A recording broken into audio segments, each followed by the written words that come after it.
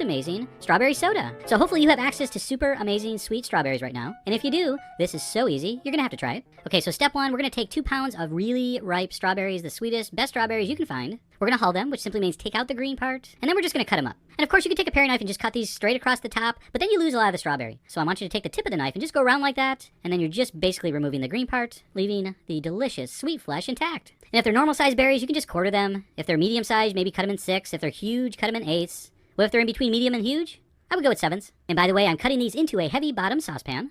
And once those are all cut, we're going to pour in some fresh cold water. We're going to bring that over to the stove, and we're going to put that on high heat and bring it to a boil. Now, there's absolutely no reason to stir at this point, unless you're trying to show off your freakishly small wooden spoon, which I always like to do. All right, when that comes to a boil, give it a stir.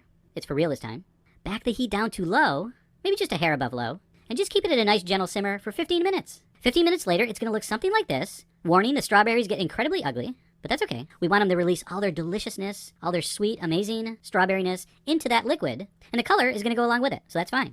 So our heat's off. I'm going to take another saucepan, put a strainer in it, a fine strainer, and I'm going to ladle that mixture in, and we're going to discard the strawberry pulp.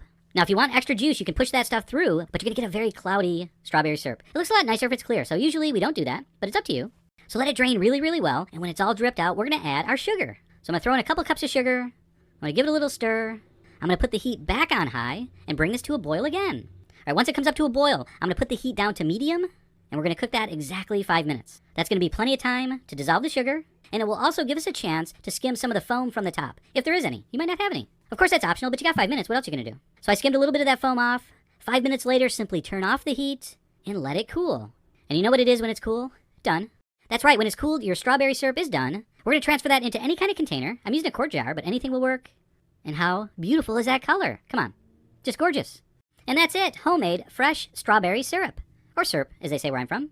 Now, what is this good in? A million things. Iced tea, lemonade, you name it. But my favorite use is a classic strawberry soda. So pack a nice big glass with ice. I'm going to go about half to 2/3 strawberry syrup. I'm going to top it off with club soda. Give it a stir. And when you drink that, you're going to taste what soda used to taste like back in the day. Just like our ancestors used to enjoy at the old soda fountain. Poured by, of course, the Soda Jerk. Best job title ever. What do you do? I'm a soda jerk. What do you do? I'm just a regular jerk.